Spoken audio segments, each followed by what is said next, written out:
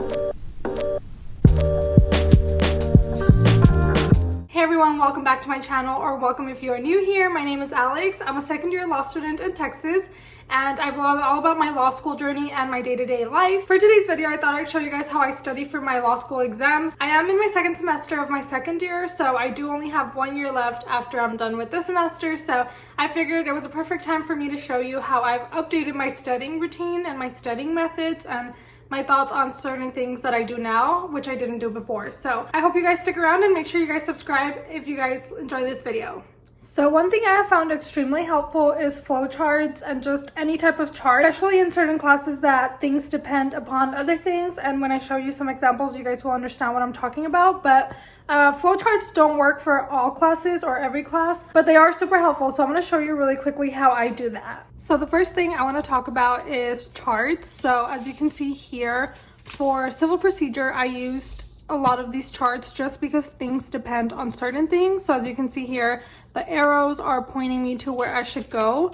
And you see I did some notes here and then here as well. Creating a visual can be super helpful, especially since you're someone who needs to see things kind of spread out and see the arrows and all that stuff. So I did it for civil procedure. And then for criminal law over here, I also did it to differentiate between the common law and the model penal code. So you can do this also for contracts where you're doing the UCC and the restatement. I forgot about that. But yeah, if you're doing UCC and restatement or anything like that, these of course don't depend on one another, but it just made it super easy for me to see the difference between murder in a model penal code and then the common law. So again, it's just more of a visual thing. So I used this in my criminal law class, and then I'm going to show you what I used for constitutional law, for the dormant commerce clause and all that. So let me pull that up really quickly. Okay, so here are a few of the flowcharts that I made for constitutional law, which is the dormant commerce clause, equal protection, preemption, strict scrutiny analysis. So I'm going to show you the dormant commerce clause because that's a big one. So right here, again, a lot of arrows, a lot of going down. So if you're someone who needs charts like this, it's so important that you draw them out because they are super helpful. Let me show you another one. So as you guys can see, we also have these type of flow charts, which again are just comparing side to side things. So these are super helpful because again, they just put things right next to each other. So if you're having a hard time in your notes figuring out what the difference is between two things, like I did in criminal law, then doing charts is super helpful. And this is only if you have time to do this. If you're someone who doesn't necessarily need this or doesn't really care about visualizing or doesn't have the time to honestly do this, then you don't have to do it. But if this is going to supplement your learning, then I definitely suggest that you do it because it has definitely helped me. And right now I'm going to do one for commercial law, so you guys are about to see me actually make one from scratch. So I'll be doing that in a minute, but I wanted to show you some of my old ones just so you guys can get an idea of some of the things and some of the charts and visuals that I use. Now, I'm also a person who really emphasizes on outlining. Outlining definitely helps me pretty much line everything up and figure out what goes where and understand if there's exceptions to rules, which you will get into in a lot of your classes. There will be exceptions to the exceptions. So outlining definitely helps clear all that up and see it more linearly rather than just a whole blob in your notes. So I'm going to show you my commercial law outline. So today we're going to focus on commercial law. I do have that midterm on Wednesday, I believe. So that's a class that I'm really trying to focus on since there's a lot of things that depend on one another. So I'm going to show you how I'm going to finish my outline. I've already started it at the beginning of the semester, but I'm going to show you how I finish my outline, and then I'll be showing you how I'm going to do a chart like the ones I just showed you, which again is going to be from scratch, so you'll be seeing that as well. Okay, so the first thing you'll want to do is make sure you guys have your notes pulled up. If you take class notes and reading notes, make sure you pull up both of them. I used to type both of my class notes and reading notes, but now I only type my reading notes, and then my class notes are actually handwritten, so I have them right over here on this notebook. So I'll be using my class notes right here, my reading notes here, and then here on this computer is my outline that I've already started, like I said. So we're going to be working on my outline for today, but I will be pulling out the more important things from both of my notes and from the book. My outline is not super long because you don't want to put everything that's on your notes in your outline. That defeats the purpose. You're supposed to be pulling out the most important things to try to keep your outline as short as possible, or not necessarily as short, but as concise as possible, because you just want the main idea, the most important rule out of all of your notes. First, I'm going to look at my notes because a lot of the times I highlight the rule. As you guys can see here, I'll highlight, so in the future when I'm outlining, I know that that's the rule.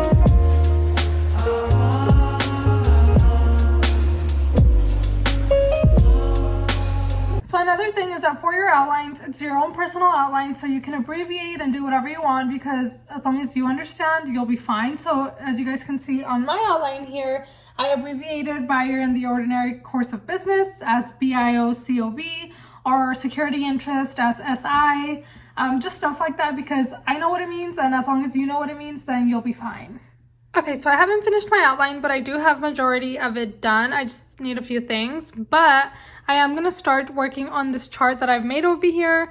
It's just a more simplified version of my outline. So if you don't have time, or if you don't really care about making a chart, this is just pretty much your outline, just in a much more simplified way. And then you can see all your rules in one page, rather than here I still have to scroll between pages to find different rules. But again, if you don't have time to do this, because your time in law school is precious, you don't want to waste time on something that's not going to helpful and that is pretty much redundant, which this is, but for me it helps. So if it doesn't help you, don't do it. But outlining, I definitely recommend to do all the time, especially for your essays exams, because they help you, again, line up everything how you would approach it in an essay. That being said, I'm going to start filling out my little chart over here. Also, I know a lot of my viewers are probably 1Ls or barely going into law school. So if that's you, you probably don't recognize what I'm talking about, since I'm talking about secure transactions, and that's usually a second year course.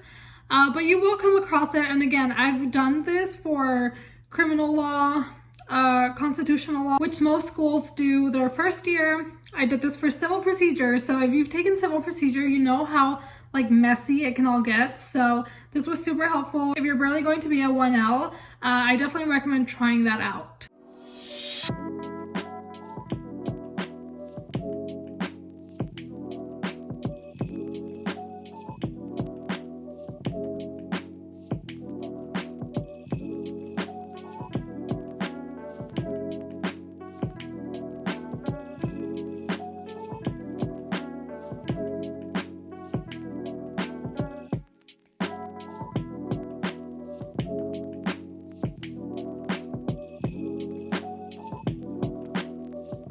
So I want to point out something really quickly here. If you guys see on perfection, one of the elements is that it provides the name of the debtor. And then over here on my outline, it explains what the name of the debtor is, if it's a person or if it's a company or whatever. It's more in detail here, but I don't need to put this over here because the point of my chart here is to just figure out what the elements are. And then if I need clarification on what suffices as the name of the debtor, if the debtor is a corporation or a business or whatever, then I refer to my outline where it explains it right here.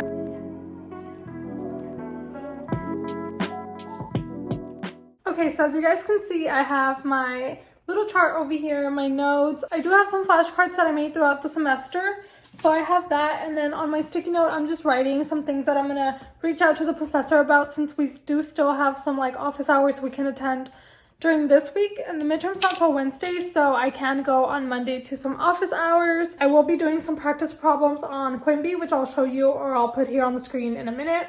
but I'll be doing some practice problems on Quimby. So for the essays, I actually don't go through and write a whole essay. So what I'll do is that I'll read the hypo and kind of issue spot and write out a really short rule, and then in like 3 words explain, or like in a sentence explain how what my analysis would be and then the conclusion. But again, I don't go through like crazy details about the essay. But yes, I do some practice essays and I do a lot of multiple choice questions that I find on Quimby. Barbary has a lot of good questions too, but they're all multiple choice. Actually, I lied. Barbary does have some essays, you just have to look for them, but they do have essays and multiple choice questions too.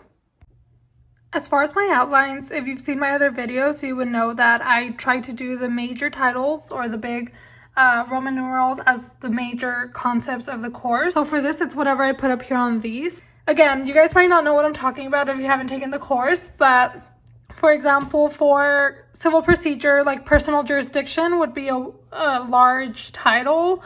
Another example would be for constitutional law, the Dormant Commerce Clause, or just the regular Commerce Clause. Anything like that, those would be large titles that you want to make sure you write down all the steps for, because they could all be one big essay, or they could be a large IRAC or mini IRACs or cracks or whatever you do to write out your essays. That whole section could be a potential issue in your essay. So you want to make sure you're spotting the issues, and by putting them as titles, then it'll ring a bell in your brain as you're reading like your fact pattern a lot quicker, because you already have them as a potential issue, if that makes any sense. If that didn't make sense, let me know in the comments. I'll try to explain it a little bit better, and then I'll put here on the screen what IRAC and crack and all that means. In case you guys are not familiar, or in case you're barely about to go into law school and you're not sure what that means, I'll put it up here so you guys can understand. But yeah, that's some tips that I have for you guys. This is pretty much all that I do to study. I do some charts. I don't do charts for every single class. I do it for the ones that, again, are kind of dependent, like factors are dependent on one another, so I do charts for that. And then outlines I do for every class. I make sure to try to keep up with them throughout the semester, so when exams come, you're not doing stuff from like the very first day of class. So try to keep up with them weekly or bi-weekly. I typically do bi-weekly, but for the most part, they're always up to date when midterms and finals come around. So I do my outlines all the time. I do the charts, and then sometimes I do flashcards. I started doing flashcards like 2 semesters ago. I did them for constitutional law, super helpful, and now I'm doing them for commercial law, again, super helpful.